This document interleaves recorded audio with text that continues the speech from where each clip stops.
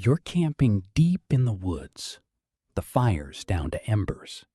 Everyone else is asleep. Then you hear it. Your name, called clearly from somewhere out past the tree line. You sit up. You listen. Nothing else follows. No footsteps, no second call. Just your name, hanging in the dark, spoken by a voice that sounded almost right, but not quite. Every instinct tells you to answer, to walk toward it, to find out who's calling you this late, this far from anyone else. But the real answer is far stranger, and it might be the only reason you're still here to tell the story.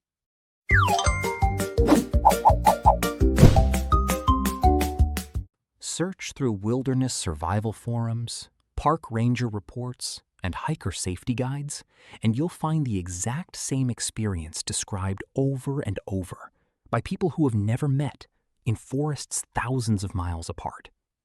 Someone camping alone, or slightly separated from their group, hears their own name called out, clearly, distinctly, from somewhere in the darkness beyond their fire.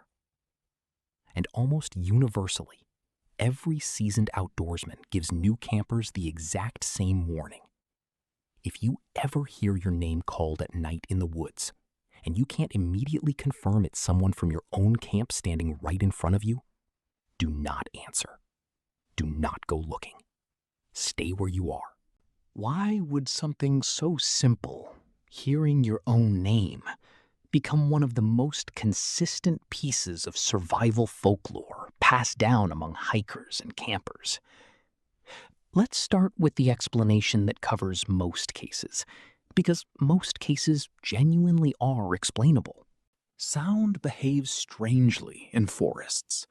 Dense trees, uneven terrain, and open water nearby can bend and carry sound in ways that trick the human ear.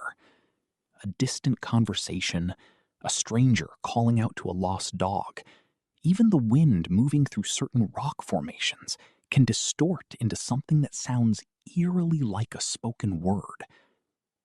Our brains are remarkably good at pattern matching sound into language, especially language we're primed to expect. If you're already anxious, already alone, already listening intently in silence, your brain is far more likely to interpret ambiguous noise as your own name. This is called auditory pareidolia, the same mental process that makes us hear voices in static or messages in white noise. It's not a flaw in your hearing. It's a feature of a brain that evolved to detect meaningful patterns quickly, even at the cost of occasionally inventing ones that aren't there. So that explains a lot of these accounts, but it doesn't explain why the advice is so consistent, so specific, and so old. Because the warning against answering isn't a modern campfire trend. It echoes across cultures with almost no historical contact with each other. Indigenous oral traditions in parts of North America describe entities that mimic human voices, specifically calling the names of travelers to lure them off safe paths. Folklore in parts of rural Japan describes similar warnings tied to mountain spirits that copy a person's voice, or the voice of someone they trust, specifically to draw them away from their group at night. European folklore has its own version too, tales of will-o'-the-wisps and voices in the fog, leading travelers into marshes they never find their way out of. Different continents, different belief systems, different eras, and yet the same core warning survives intact.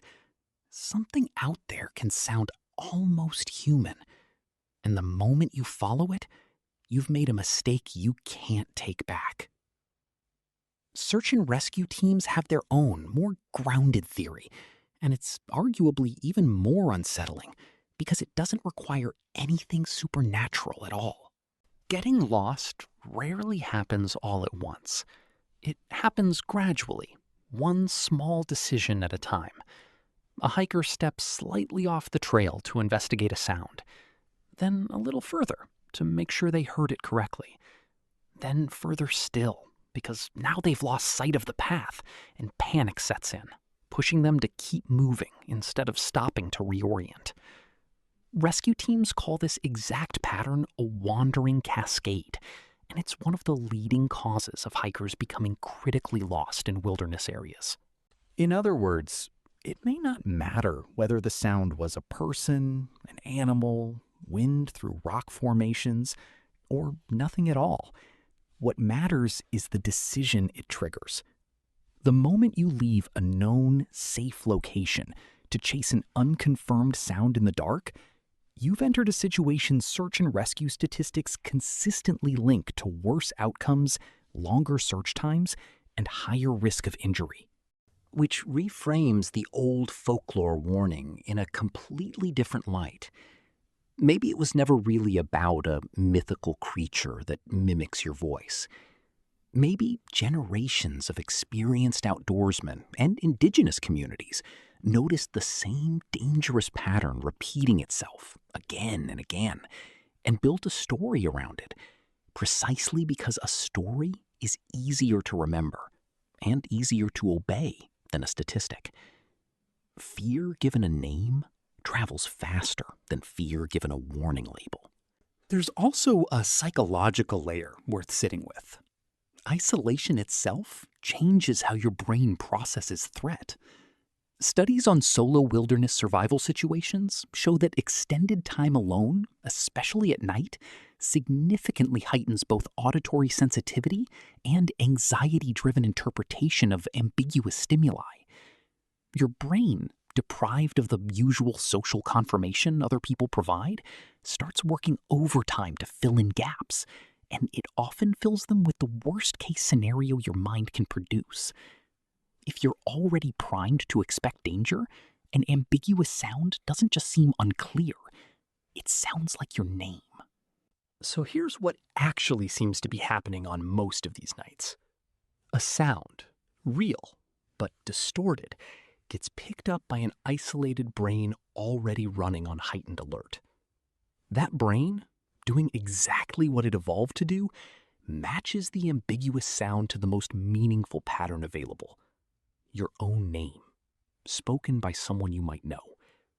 And in that split second between hearing it and deciding what to do next, the story writes itself. Not because something supernatural called out to you, but because fear, distance, and dense trees are more than capable of doing that work on their own. Still, ask any park ranger, any longtime backcountry guide, any wilderness survival instructor, and they won't tell you it's all in your head. They'll tell you the explanation almost doesn't matter, because the advice stays exactly the same either way. If you hear your name called from the dark, and you can't immediately account for who said it, you don't go looking. You call out to confirm who's there. You stay near your fire, your group, your known safe point. You let whoever or whatever made that sound come to you, in the light, where you can actually see them.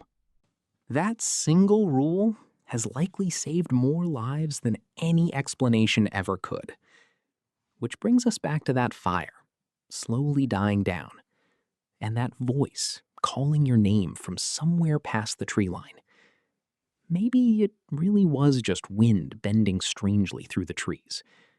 Maybe it was a hiker on a distant trail, their voice carried further than they realized. Or maybe, for reasons science hasn't fully mapped, isolated silence really can conjure sound where there was none at all. What we do know, across cultures, across centuries, across genuinely modern search and rescue data, is this. The one thing that consistently keeps people safe isn't figuring out what the voice actually was. It's simply refusing to follow it. So if you're ever out there, deep in the woods, fire burning low, and you hear your name called from somewhere in the dark, don't ask what it was. Ask yourself why every culture, every generation, every survival guide before you already knew exactly what to do next and made sure you'd know it too.